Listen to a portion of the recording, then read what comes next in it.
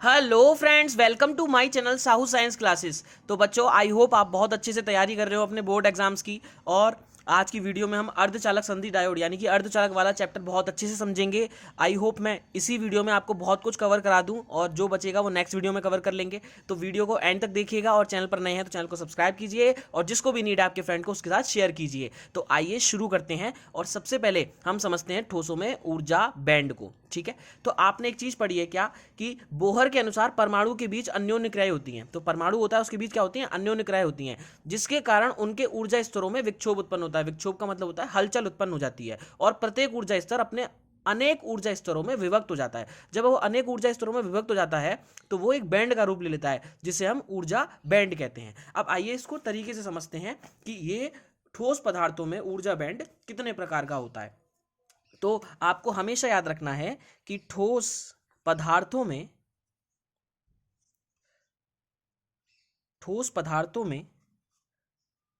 ऊर्जा बैंड तीन प्रकार का आपको याद करना है ना। देखो, मुख्यतः दो प्रकार की होती हैं। जो तीसरा है ना, वो आपको समझना है कि एक्चुअल में वो क्या है। मतलब मैं आपको समझा दूंगा, वो एक्चुअल में ऊर्जा मतलब उसको ऊर्जा बैंड में ही ले लेते हैं। ठीक है, तो सबसे पहले आपको मैं बताता हूं कि सबसे पहला बैंड कौन सा है। तो सबसे पहले बैंड का नाम है संयोजी बैंड। सबसे पहला आपका बैंड होता है जो कि है संयोजी बैंड। ठीक है, उसके बाद जो सेकंड वाला है, जो सेकंड है वो होता है आपका चालन बैंड। ठीक है, चालन बैंड हम फटाफट फटाफट खत्म करेंगे। तीसरा तीसरा जो होता है, देखो उसे हम एक्चुअल में बोलते हैं वर्जित ऊर्जा अंतराल। वर्जित ऊर्जा अंतराल है ना, इसको एनर्जी गैप बैंड भी बोल सकते हैं। ठीक है, एनर्जी गैप और बैंड। ठीक है, तो तीन तरीके के आपको ये बैंड्स पढ़ने हैं। आइए सबसे पहले बैंड को समझते हैं कि सबसे पहला बैंड क्या कहता है। देखो ध्यान से समझिएगा, वह ऊर्जा बैंड जिसमें संयोजक इलेक्ट्रॉनों के ऊर्जा स्तर उपस्थित होते हैं संयोजी बैंड कहलाते हैं। ये तो हो गया। और दूसरा, वह ऊर्जा बैंड जिसमें चालक इलेक्ट्रॉनों के ऊर्जा स्तर उपस्थित होते हैं चालन बैंड कहलाते हैं। देखो होता क्या है, ध्यान से समझिएगा मेरी बात को। मैं आपको डायग्राम के थ्रू समझाता हूँ, बहुत अच्छे से आपको समझ में आएगा। ठीक है, कैसे? आप देखिए ध्यान से। ये मैंने बना दिया, एक ये बैंड होता है संयोजी बैंड, संयोजी बैंड। और यहां पर होता है चालन बैंड। यहाँ पर क्या होता है? चालन बैंड। और इनके बीच में जो होता है वो वर्जित ऊर्जा अंतराल होता है, एनर्जी गैप बैंड बोलते हैं। इसे ई सफिक्स में जी से डिनोट करते हैं। ठीक है, इसे ई सफिक्स में जी से डिनोट करते हैं। आ गई मेरी बात समझ में? इसे ई सफिक्स में हम कंडक्शन, ये क्या है? कंडक्शन बैंड, सी से डिनोट करते हैं। और इसे ई सफिक्स में वी से डिनोट करते हैं क्योंकि वैलेंस बैंड है। तो इसमें संयोजी बैंड में क्या होता है? परमाणु के अंतिम कोश में आपने देखा होगा इलेक्ट्रॉन बंधे रहते हैं, एक दूसरे से बॉन्ड बना के बंधे रहते हैं और उनको कुछ ऊर्जा की आवश्यकता होती है अपने बॉन्ड को तोड़कर बाहर निकलने के लिए या मुक्त होने के लिए। तो संयोजी बैंड के अंदर क्या होता है? संयोजी बैंड के अंदर उपस्थित होते हैं इलेक्ट्रॉन, है ना, ऊर्जा वाले इलेक्ट्रॉन यहां पर उपस्थित होते हैं जो बॉन्ड बना के बैठे होते हैं। अब जैसे ही इनको ऊर्जा मिलती है, किसके बराबर? इस वर्जित ऊर्जा अंतराल के बराबर। देखो अभी मैं बताऊंगा, चालन, चालक, अचालक और अर्धचालक, इन सब में वर्जित ऊर्जा अंतराल अलग अलग होता है। ठीक है, तो मैं आपको ये चीज़ समझाऊंगा तब, अभी इसके बाद जस्ट। तो देखो संयोजी बैंड में जो इलेक्ट्रॉन होते हैं वो बंधे रहते हैं, उनको एनर्जी मिलती है। जब उनको एनर्जी मिलती है, जब उनको ऊर्जा मिल जाएगी तो वो क्या हो जाएंगे? मुक्त हो जाएंगे। और वो मुक्त होकर कहाँ पहुँच जाते हैं? चालन बैंड में पहुँच जाते हैं। कहाँ पहुँच जाते हैं? चालन बैंड में। तो अब वो धारा के प्रवाह में भाग ले लेते हैं, है ना। तो हमने एक चीज समझी, तीन तरीके के बैंड, एक चालन बैंड। देखो दो मुख्य याद रखो, संयोजी बैंड और चालन बैंड। और इस वाले को वर्जित ऊर्जा अंतराल कहते हैं, एनर्जी गैप होता है। संयोजी बैंड के अंदर इलेक्ट्रॉन जो उपस्थित होते हैं वो, उनको बस ऊर्जा चाहिए होती है निकलने के लिए, चालन बैंड में जाने के लिए, है ना। यहाँ से ऊर्जा इनको मिलेगी और ये चालन बैंड में चले जाएंगे। ठीक है, बस इतना सा काम होता है इन बैंडों का। आ गई मेरी बात समझ में? बस ये होता है आपका बैंड। अब आपको समझना है क्या कि ऊर्जा बैंड के आधार पर ठोसों व मतलब ठोसों का वर्गीकरण समझना है आपको। ठीक है, तो वो समझा देता हूं मैं आपको, उसको ध्यान से समझिएगा। देखिए नोट्स में देखते हैं, बहुत ही इजी समझ में आएगा आपको। देखो बच्चों, ऊर्जा बैंड के आधार पर ठोसों, चालक, अर्धचालक व अचालक का वर्गीकरण, है ना। चालक, अर्धचालक व अचालक का आपको वर्गीकरण करना है। तीनों के टाइप्स मतलब अलग अलग उनको आपको बांटना है। तो ठोसों को उनके संयोजी बैंड तथा चालन बैंड के बीच वर्जित ऊर्जा अंतराल के आधार पर, मैंने बताया सबका वर्जित ऊर्जा अंतराल अलग अलग होगा, तो उसी के आधार पर चालक, अर्धचालक, अचालक में वर्गीकृत किया जा सकता है। इनको तीन पार्ट्स में मतलब डिवाइड किया जा सकता है। आ गई मेरी बात समझ में? सबसे पहला है चालक, कंडक्टर्स। आपको पता होगा चालक क्या होते हैं? चालक वे पदार्थ होते हैं जिनमें चालक इलेक्ट्रॉन पर्याप्त संख्या में होते हैं। हमने पता होगा कि चालक जो होता है, कंडक्टर्स जो होते हैं, उनके अंदर जो इलेक्ट्रॉन, मुक्त इलेक्ट्रॉनों की संख्या सबसे अधिक मात्रा में पाई जाती है तथा इनमें विद्युत धारा आसानी से प्रवाहित हो जाती है। एग्जाम्पल के तौर पे आपने दे दिया चांदी, तांबा, लोहा, एल्यूमिनियम आदि, है ना, ये सब चालक होते हैं। अब देखो इसके ऊर्जा बैंड के संरचना के अनुसार इसको समझना है ना, ऊर्जा बैंड की संरचना के अनुसार इसको समझना है। चालक वे पदार्थ होते हैं जिनके चालन बैंड इलेक्ट्रॉन से आंशिक रूप से भरे होते हैं तथा इनके संयोजी बैंड तथा चालन बैंड या तो परस्पर अतिव्यापित ओवरलैप्ड होते हैं या उनके बीच वर्जित ऊर्जा अंतराल लगभग नगण्य होता है। समझिएगा मेरी बात, मैं आपको कॉपी के थ्रू समझाता हूं।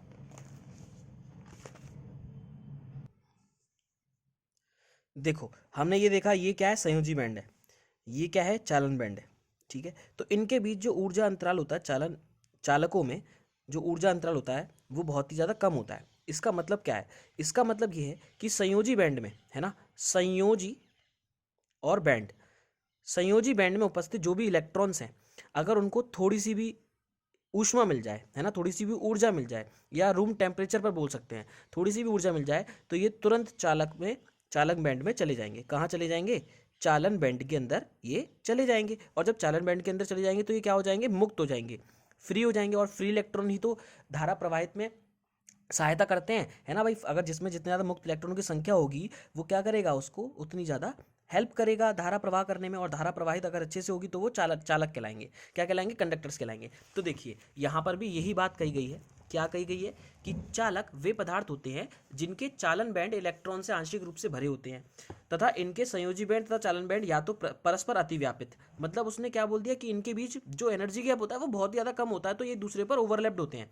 ओवरलैप्ड का मतलब क्या हो गया? एक दूसरे पर चढ़े हुए हैं। देखो ऐसे करके, ये वाला पार्ट देखा आपने, ये संयोजी बैंड है। अब जो चालन बैंड था वो ऊपर था, वो यहाँ पर इसके पास आ गया है, ऊपर चढ़ा हुआ है, यानी कि कुछ इलेक्ट्रॉन तो चालन बैंड में पहले से मौजूद है। ठीक है, आ गई मेरी बात समझ में? या फिर हम इस तरीके से नोट कर सकते हैं इसको, है ना। देखिए ये हमारा संयोजी बैंड है, भरा हुआ है पूरा, इसको भर दिया है इलेक्ट्रॉनों से, और इसके अंदर जो वर्जित ऊर्जा अंतराल है वो बहुत ज़्यादा कम है। वो ईजी जो होता है लगभग 0.07 इलेक्ट्रॉन वोल्ट के बराबर होता है। कितना? 0.07 इलेक्ट्रॉन वोल्ट के बराबर होता है। तो संयोजी बैंड है, ये चालन बैंड है, इसको इतनी ऊर्जा मिल जाएगी तो ये इलेक्ट्रॉनों के पास, ये इलेक्ट्रॉन जो है चालन बैंड के पास चला जाएगा। आगे मेरी बात समझ में? तो ये हो गया आपका चालक के मतलब ऊर्जा बैंड संरचना के अनुसार चालक के बारे में। अब आता है अचालक, कुचालक। अचालक क्या होते हैं? आपको पता होगा। अचालक यानी कि वो पदार्थ होते हैं जिनमें चालक इलेक्ट्रॉन लगभग नगण्य अवस्था में पाए जाते हैं। तो इसका मतलब क्या हो गया? आप ध्यान से समझिएगा। इसका मतलब ये हो गया, इसका मतलब क्या हो गया? इसका मतलब ये हो गया कि इसमें जो चालन बैंड था, है ना, और जो संयोजी बैंड था, उनके बीच जो वर्जित ऊर्जा अंतराल था वो बहुत ज़्यादा होगा। क्योंकि जब ऊर्जा ही नहीं मिल पाएगी संयोजी बैंड वाले इलेक्ट्रॉनों को ऊर्जा ही नहीं मिल पाएगी तो वो चालन बैंड में नहीं जा पाएंगे और वो फ्री नहीं हो पाएंगे। तो इसलिए अचालकों में मुक्त इलेक्ट्रॉनों की कमी होती है। तो जिनमें चालक इलेक्ट्रॉन लगभग नगण्य अवस्था में पाए जाते हैं, अतः इनमें धारा का प्रवाह नहीं होता है। जैसे लकड़ी, कांच, ईंट हो गया। अब ऊर्जा बैंड के आधार पर अचालक पदार्थ वे पदार्थ होते हैं जिनके संयोजी बैंड पूर्णतः भरे होते हैं। संयोजी बैंड तो पूरी तरीके से भरे होंगे तथा चालन बैंड पूर्णतः रिक्त होते हैं। चालन बैंड कैसे होते हैं? पूरी तरह से खाली होते हैं, क्योंकि एक भी फ्री इलेक्ट्रॉन इसमें नहीं है तथा इनके बीच वर्जित ऊर्जा अंतराल बहुत अधिक होता है। मैंने बताया ईजी जो है वो 3 इलेक्ट्रॉन वोल्ट से भी ज्यादा हो गया। अब वहां पर देखो चालक में क्या था? चालक के अंदर 0.07, कितना था? 0.07 इलेक्ट्रॉन वोल्ट। अब तुम देखो 0.07 को देख लो और 3 इलेक्ट्रॉन वोल्ट को देख लो, तो 3 इलेक्ट्रॉन वोल्ट तो बहुत ज़्यादा हो गया और उससे भी ज़्यादा मांग रहा है। तो इतना वर्जित ऊर्जा अंतराल सबसे ज़्यादा होता है, इसलिए संयोजी बैंड इनके पूर्णतः भरे होते हैं और चालन बैंड इनके बहुत ही कम तरीके से, मतलब एक आध इलेक्ट्रॉन को जा सकता है, वरना वो इसमें इलेक्ट्रॉन नहीं होता है, पूरी तरीके से रिक्त होते हैं। तो इसलिए इसके अंदर हम कह सकते हैं धारा प्रवाहित नहीं होती। तो ये क्या हो गए? अचालक हो गए। इन पदार्थों में Eg का मान अधिक होने के कारण इलेक्ट्रॉन की संयोजी बैंड से चालन बैंड में नहीं लाया जा सकता इलेक्ट्रॉन को, अतः इनमें वैद्युत धारा प्रवाहित नहीं हो सकती। ठीक है, इसके बाद मोस्ट इंपॉर्टेंट समझते हैं अर्धचालक। भाई आ गया आपका अर्धचालक। तो देखिए भाई, अर्धचालक वे पदार्थ होते हैं जिनकी चालकता चालकों से कम तथा अचालकों से अधिक होती है। आपने पढ़ रखा है कि अर्धचालक क्या होते हैं भाई? अर्धचालक हाफ है, मतलब सेमी कंडक्टर्स हैं। तो पहले भाई ये क्या होते हैं? अर्धचालक वे पदार्थ होते हैं जिनकी चालकता चालकों से तो कम होती है तथा अचालकों से अधिक होती है। और बहुत ईजी सिलिकॉन, है ना, और ये जर्मेनियम आदि, ये सब अर्धचालक की तरह बिहेव करते हैं। ठीक है, अब ध्यान से समझिएगा ऊर्जा बैंड के आधार पर। तो ऊर्जा बैंड के आधार पर क्या है? ऊर्जा बैंड के आधार पर अर्धचालक वे पदार्थ होते हैं जिनके संयोजी बैंड पूर्ण रूप से भरे होते हैं। जिनके संयोजी बैंड क्या होते हैं, पूर्ण रूप से भरे होते हैं तथा चालन बैंड पूर्णतः रिक्त होते हैं। तो इसमें क्या हुआ भाई, ध्यान से देखो, संयोजी बैंड क्या थे, भरे हुए थे, है ना, और चालन बैंड क्या था, रिक्त होते हैं। परंतु चालन बैंड तथा संयोजी बैंड के बीच वर्जित ऊर्जा अंतराल बहुत कम होता है। इसका कितना हो गया, 1 इलेक्ट्रॉन वोल्ट हो गया, लगभग लगभग कितना हो गया, 1 इलेक्ट्रॉन वोल्ट हो गया। मतलब चालकों से तो थोड़ा ज़्यादा मतलब हो गया और अचालकों से कम हो गया। आगे मेरी बात समझ में, तो अर्धचालक उनके बीच में आ गया।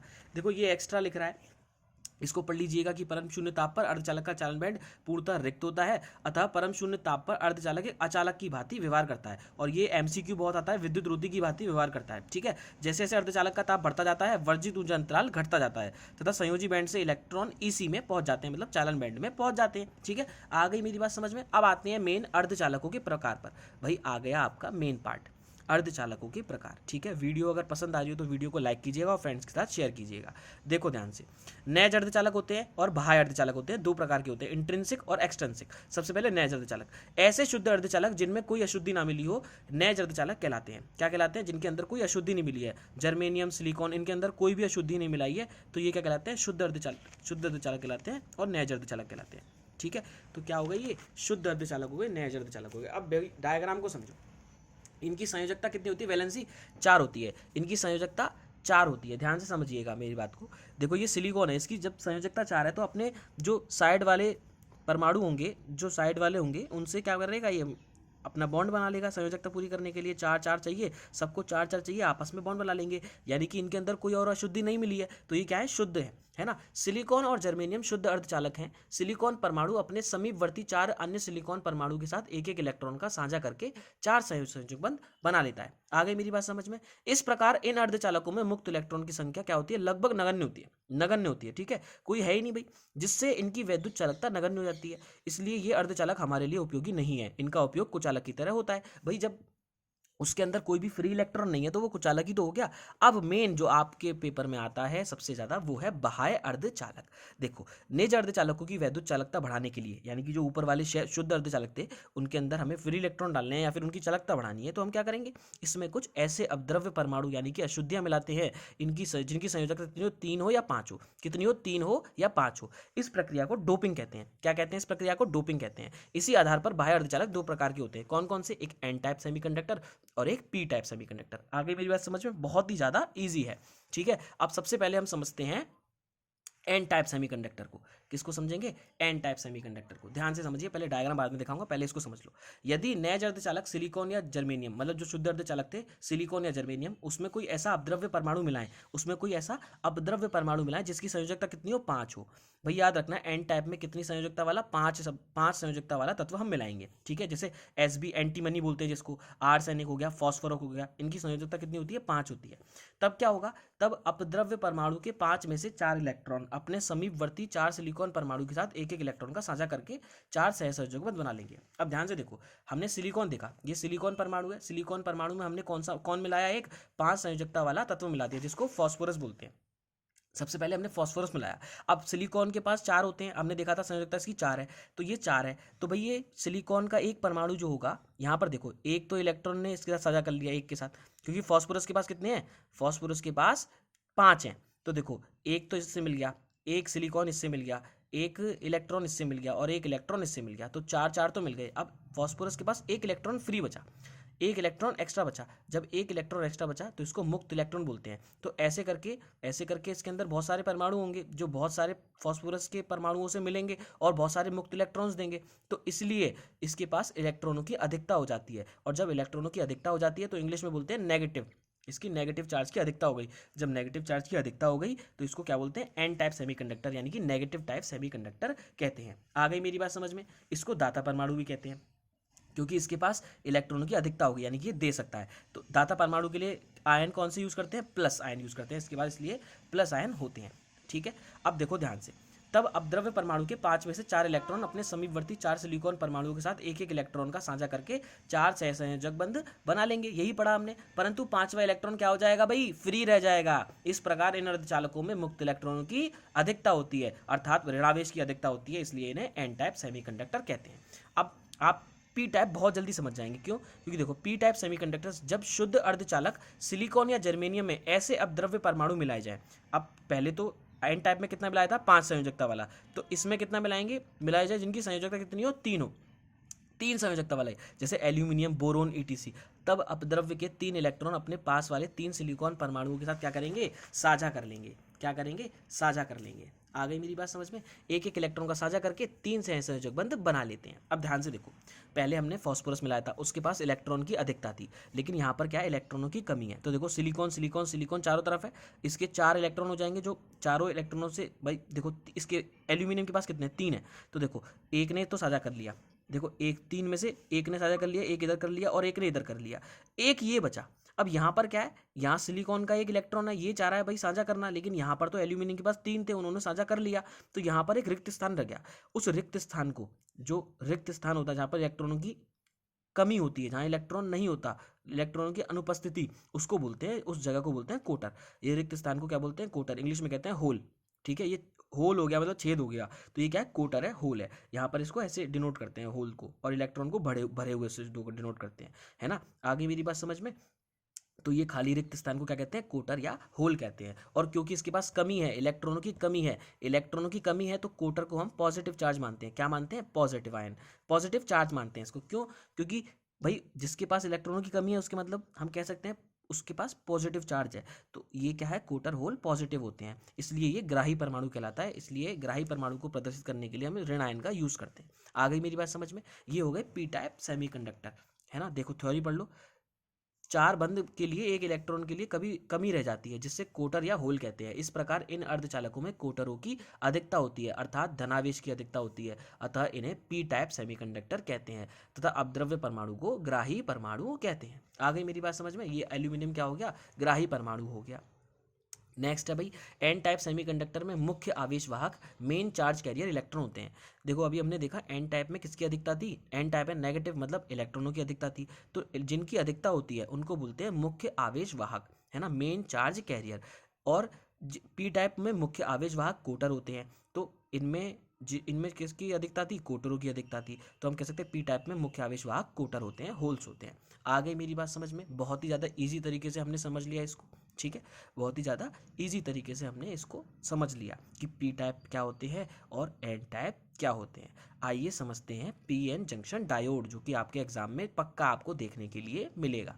ठीक है, पी एन जंक्शन डायोड को हम समझ लेते हैं ध्यान से। लेकिन आपको एक बात और बता दूं कि एन टाइप सेमीकंडक्टर में मुख्य आवेश वाहक आपने देखा इलेक्ट्रॉन होते हैं, लेकिन एक अल्प आवेश वाहक भी होते हैं, है ना भाई। जैसे मुख्य आवेश वाहक हैं भाई, नो वन इज परफेक्ट, आपको पता है कि उसके अंदर इलेक्ट्रॉनों की अधिकता थी, लेकिन एक आध दो उसके अंदर कोटर भी होते हैं, तो हम उसको बोल देते हैं, जैसे मेन चार्ज कैरियर है, मुख्य आवेश वाहक है, तो एक अल्पसंख्यक आवेश वाहक भी होता है। तो ऐसी पी टाइप में अल्पसंख्यक आवेश वाहक क्या हो जाएंगे, इलेक्ट्रॉन हो जाएंगे। क्या हो जाएंगे, इलेक्ट्रॉन हो जाएंगे, क्योंकि इसमें मुख्य आवेश वाहक क्या थे, कोटर थे। आ गई मेरी बात समझ में। अब आता है पी एन जंक्शन डायोड। देखिए यह एक अर्धचालक युक्ति है जिसमें एक क्षेत्र पी टाइप अर्धचालक होता है तथा दूसरा क्षेत्र एन टाइप अर्धचालक होता है। अब मेरी बात को ध्यान से समझिएगा, जैसे मैंने ये एक सिलिकॉन का पदार्थ ले लिया, पूरा ये सिलिकॉन का पदार्थ ले लिया मैंने, है ना, ध्यान से समझो, ये क्या ले लिया मैंने, सिलिकॉन का पूरा पदार्थ ले लिया। अब मेरे को इसको पी एन टाइप बनाना है, पी एन टाइप बनाना है, तो मैं क्या करूँगा, इस आधे पार्ट को कवर कर लूँगा, और इस पर क्या करूँगा, इस पर मैं भाई 3 संयोजकता वाले अपद्रव्य में परमाणु मिला दूंगा, तो ये क्या बन जाएगा, पी टाइप बन जाएगा, पी टाइप सेमीकंडक्टर। और इस पर मैं कितना मिला दूंगा, आधे वाले पार्ट पर 5 संयोजकता वाले मिला दूंगा, तो ये पी टाइप बन गया, ये एन टाइप बन गया। तो ऐसे पी एन डायोड बन गया, क्या बन गया, पी एन डायोड। आगे मेरी बात समझ में, अब ध्यान से समझिएगा। तो देखो यह एक अर्धचालक युक्ति है जिसमें एक क्षेत्र पी टाइप अर्धचालक होता है तथा दूसरा क्षेत्र एन टाइप अर्धचालक होता है। एन क्षेत्र में जितने दाता आयन होते हैं, अभी हमने पढ़ा था एन क्षेत्र में जितने दाता आयन होंगे अब उतने ही इलेक्ट्रॉन होते हैं, तथा पी क्षेत्र में जितने ग्राही आयन होते हैं उतने ही कोटर होते हैं। आइए डायग्राम से समझते हैं। देखो क्या बोला, मैंने अभी बताया था आपको, मैंने ये एक पदार्थ ले लिया, तो ये क्या बन गया, पी एन जंक्शन बोल दिया इसको, पी एन संधि बोल दिया। संधि क्या होता है, जहाँ पर सभी चीज़ें मिल रही होती हैं, मतलब जहाँ पर जैसे हमारा मथुरा जंक्शन है, जहाँ जंक्शन का मतलब क्या हो गया, संधि, जहाँ पर सभी ट्रेनें होकर गुजर रही हैं, है ना। तो देखो अतः ये दोनों ही क्षेत्र के उदासीन होंगे, इन दोनों क्षेत्रों के बीच बनी संधि को पी एन संधि कहा जाता है। कैसे, ध्यान से समझिएगा। एक हमने मान लिया ये पी, और ये मान लिया एन टाइप, ये पी टाइप और ये एन टाइप। तो ध्यान से देखिएगा भाई, इसके अंदर पी टाइप के अंदर क्या होते हैं, कोटर होते हैं, और जितने कोटर होंगे उतने ही ग्राही आयन होंगे, उतने ही क्या होंगे, ग्राही आयन। अभी मैंने आपको बताया था ये ग्राही परमाणु तो होता है, तो इसलिए जितने इसमें कोटर होंगे उतने ही इसमें ग्राही आयन होंगे। क्या होंगे? ग्राही आयन होंगे। और कोटरों पे चार्ज कितना होता है? पॉजिटिव। और ग्राही आयन कैसा हो जाएगा? नेगेटिव होगा। जो कोटर होते हैं वो गति कर सकते हैं, लेकिन ग्राही आयन ये स्थिर होते हैं। ठीक है। ऐसे ही एन टाइप, एन टाइप में इलेक्ट्रॉन्स हैं जो गति करने के लिए हैं, लेकिन दाता आयन है तो वो स्थिर दाता आयन हो जाएंगे प्लस वाले। आ गई मेरी बात समझ में? तो ये जो बीच का पार्ट होता है इनका, ये जंक्शन कहलाता है ना, पीएन जंक्शन। तो ये पूरा पार्ट क्या हो गया? इसको क्या बोलते हैं? पीएन संधि डायोड या पीएन जंक्शन बोलते हैं। नेक्स्ट समझते हैं अवक्षय परत का बनना। ठीक है भाई, ध्यान से समझिएगा, बहुत ही ज़्यादा इंपॉर्टेंट है, बहुत ही ज़्यादा इजी है। अवक्षय परत का बनना, जिसे डेप्लेशन लेयर बोलते हैं, आपके एग्जाम में आपको देखने को जरूर मिलेगा। देखो, जैसे ही पीएन जंक्शन बनकर तैयार होता है, जैसे ही हमारा पीएन जंक्शन बनकर तैयार होता है, इलेक्ट्रॉन पी क्षेत्र की ओर तथा कोटर एन क्षेत्र की ओर गति करना प्रारंभ कर देते हैं। देखो, इसको एक कॉपी पे समझते हैं। देखो, जैसे ही पीएन जंक्शन बनकर तैयार हुआ, ये पीएन जंक्शन बनकर हमारा तैयार हो गया, यहाँ पर इनके बीच की ये संधि है ना। यहाँ पर हम कह सकते हैं ग्राही आयन थे, है ना, और कोटर थे। जितने ग्राही आयन है उतने ही कोटर है यहाँ पे, है ना। ये नेगेटिव आयंस हो गए, नेगेटिव आयंस हो गए। जितने ग्राही आयन है उतने ही क्या है यहाँ पर? कोटर है। ऐसे करके हमने कोटर बना लिए। ठीक है, डायग्राम तो भी आप अच्छे से बना लेना, मैं तो बस जल्दी जल्दी बना रहा हूँ। और जितने स्थिर दाता आयन है उतने ही इसमें क्या होते हैं? इलेक्ट्रॉन होते हैं। जिसमें स्थिर दाता आयन जितने हैं उतने ही क्या होते हैं? इसमें इलेक्ट्रॉन्स होते हैं। ठीक है, आ गई मेरी बात समझ में? बहुत ही ज़्यादा ईजी है। तो ये पीएन जंक्शन बनकर हमारा तैयार हो गया। अब होता क्या है? अवक्षय परत। अवक्षय परत क्या है? आपने देखा होगा, ये संधि बन रही है, तो संधि के समीप वाले जो इलेक्ट्रॉन होंगे, संधि के समीप वाले जो इलेक्ट्रॉन होंगे, यहाँ पर भी कोटर होंगे कुछ भाई, और यहाँ पर इलेक्ट्रॉन्स हैं। तो संधि के समीप वाले जो इलेक्ट्रॉन होंगे वो कहाँ चले जाएंगे? वो गति करके कोटर की तरफ चले जाएंगे। क्यों? क्योंकि ये प्लस है, इस पे चार्ज कोटर पे कैसा है? प्लस है, और इस पे माइनस है ना। तो जैसे ही प्लस और माइनस एक दूसरे के करीब आएंगे, तो माइनस वाला इलेक्ट्रॉन जो गति करता है, इलेक्ट्रॉन गति करके कहाँ पहुंच जाएगा? इधर पहुंच जाएगा, इसमें कोटर में, है ना। और ये इसको उदासीन कर देगा भाई। प्लस और माइनस जब मिल जाएंगे भाई, ये कोटर था, ये इलेक्ट्रॉन है, जब इस बेस पे मिला तो इसने इसको क्या कर दिया? उदासीन कर दिया। तो इसने जब इसको उदासीन कर दिएगा, यहाँ पर ये उदासीन कर देगा। देखो, सब जगह उदासीन हो जाएंगे। यहाँ पर जब उदासीन हो जाएंगे तो इतने पार्ट पर क्या हो जाएगा? देखो, इतने पार्ट पर, इतने पार्ट पर ध्यान से समझिएगा। इधर समझा देता हूँ दोबारा से, ध्यान से समझिएगा। ये बीच वाला पार्ट है, और यहाँ पर क्या हो गई है? इस जगह यहाँ पर जो इलेक्ट्रॉन थे वो कोटरों से संधि कर रहे हैं, मिल रहे हैं। जब इलेक्ट्रॉन कोटरों से संधि कर रहे हैं तो यहाँ पर क्या बचेंगे? फिर स्थिर ग्राही आयन बचेंगे, और यहाँ पर स्थिर दाता आयन बचेंगे। स्थिर ग्राही आयन बचेंगे और स्थिर दाता आयन बचेंगे। क्यों? क्योंकि इलेक्ट्रॉन और कोटर तो यहाँ पर इतने बीच में समा गए और एक दूसरे के साथ उदासीन हो गए। ठीक है, एक दूसरे के साथ मिलकर उदासीन हो गए। अब यहाँ पर पीछे बचे हमारे कोटर, है ना। यहाँ पर कोटर बचे और यहाँ पर क्या बचे? इलेक्ट्रॉन बचे।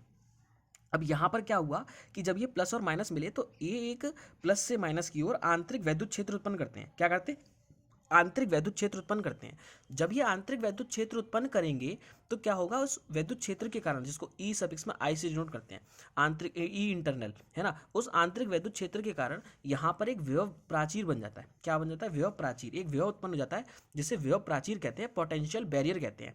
तो जब ये बनकर तैयार हो जाता है तो यहाँ पर ये क्या करता है? इन इलेक्ट्रॉनों को इधर नहीं जाने देता और इन कोटरों को इधर नहीं जाने देता। तो इलेक्ट्रॉन और कोटर गति नहीं कर पाते। तो यहाँ पर एक बोलते हैं कि एक लेयर बन गई, है ना, जो विभव की लेयर है। मतलब इसको क्या चाहिए? विभव चाहिए इस लेयर को पतला करने के लिए, है ना। तो ये क्या बन गई? अवक्षय परत बन गई। इसको क्या बोलते हैं? अवक्षय परत या डेप्लेशन लेयर बोलते हैं। डेप्लेशन लेयर बोलते हैं। ये अवक्षय परत बनकर तैयार हो गई, जो कि इलेक्ट्रॉनों को इधर नहीं जाने दे रही और कोटरों को इधर नहीं जाने दे रही। आगे मेरी बात समझ में? अब थ्योरी देख लो।